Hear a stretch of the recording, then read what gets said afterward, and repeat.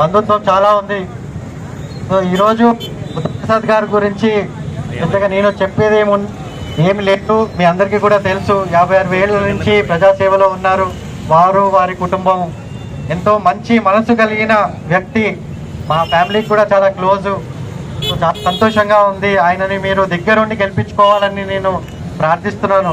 అదే కాకుండా ఈరోజు నేను ఇక్కడ జనసేన పార్టీకి మద్దతు పలుకుతూ ఇక్కడ రావడానికి కారణం ఏంటంటే, మన రాష్ట్రం మొత్తానికి కూడా ఇదొక పెద్ద అవకాశం, అభివృద్ధి బాటన పట్టించే అవకాశం మీ అందరికీ ఉంది.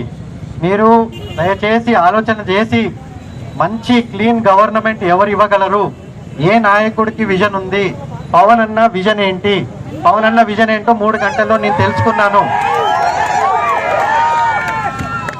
ఆయనకి చాలా చాలా ఫ్యూచర్ పైన చాలా విజన్ ఉంది. మన స్టేట్ని 10 ఏళ్లలో ఎట్లా చూడాలని, మన యూత్ ఏం కావాలి, మనకి 50% population youth below the age of 40.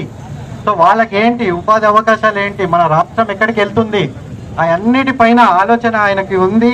దానికి ఒక విజన్ ఉంది.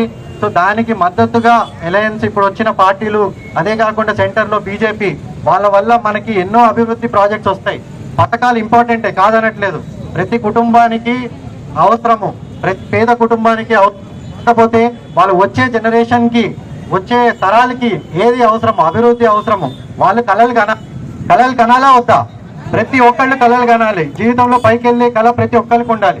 ఇప్పుడు మా నాన్న కళ కనకపోతే నేను ఎప్పుడు క్రికెటర్ అయ్యేవాడిని కాదు. మా కొడుకు అవ్వాలని ఆయన ఎంతో కృషి చేసి ఆయన జీవితాంతం నా కోసం త్యాగం చేశాడు. మన రాష్ట్రం కోసం చేయాలి. అందరు యూత్ ప్రతి రంగం నుంచి ముందుకు వచ్చి చేయాలి. ఇది ఒక్క ఎలక్షన్ కోసం కాదు, ఇది ఏదో పవర్ కోసం, పోస్ట్ కోసం కాదు. ప్రజాసేవ అంటే ప్రతి ఒక్కళ్ళు ముందుకు రావాలి. మన వంతు పని, మన వంతు త్యాగం మనం చేయాలి. నేనైతే రెడీగా ఉన్నాను చేయటానికి. మీ అందరూ కూడా యూత్ దయచేసి కరెక్ట్ పార్టీని నమ్మండి, కరెక్ట్ విజన్ని నమ్మండి. నమ్మి ముందుకెళ్ళి బుద్ధప్రసాద్ గారిని, బాలశౌరి గారిని, ఇంకా మొత్తం అలయన్స్ని గ్లాసు పైన ఓటేసి మొత్తం అలయన్స్ని గెలిపిస్తారని పూర్తి నమ్మకంతో ఈరోజు అన్నీ వదులుకొని, నా మొత్తం జీవితంలో వదులుకొని ఇక్కడ మీకోసం వచ్చాను. మొత్తం రాష్ట్ర వ్యాప్తంగా తిరిగాను. దాని తర్వాత నాకు అర్థమైంది ఒక విషయము, ఆ పార్టీలో వైఎస్ఆర్సీపీ పార్టీలో ఉంటే ప్రజాసేవ చేయలేము, మనకి బానిసత్వం తప్ప ఏమీ మిగలదు.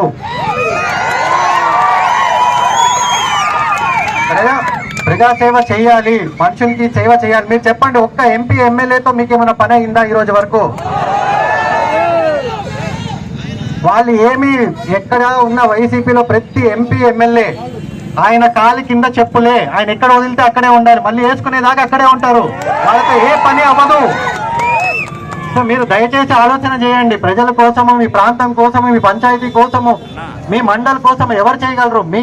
మీ యువత కోసము, వచ్చే జనరేషన్ కోసము, ఒక్క నియోజకవర్గం కోసము, అదే కాకుండా మొత్తం మన రాష్ట్రం కోసము. దేశంలోనే మన రాష్ట్రము ఎన్నో ఏళ్లుగా 50-60 సంవత్సరాల నుంచి, స్పెషల్లీ మన కోస్తా ప్రాంతము అన్ని విధాలుగా ముందున్న ప్రాంతాన్ని వెనుకబడేశాడు, భయంకరంగా వెనుకబడేశాడు. ఒక్క ప్రాజెక్ట్ లేదు ఇక్కడ.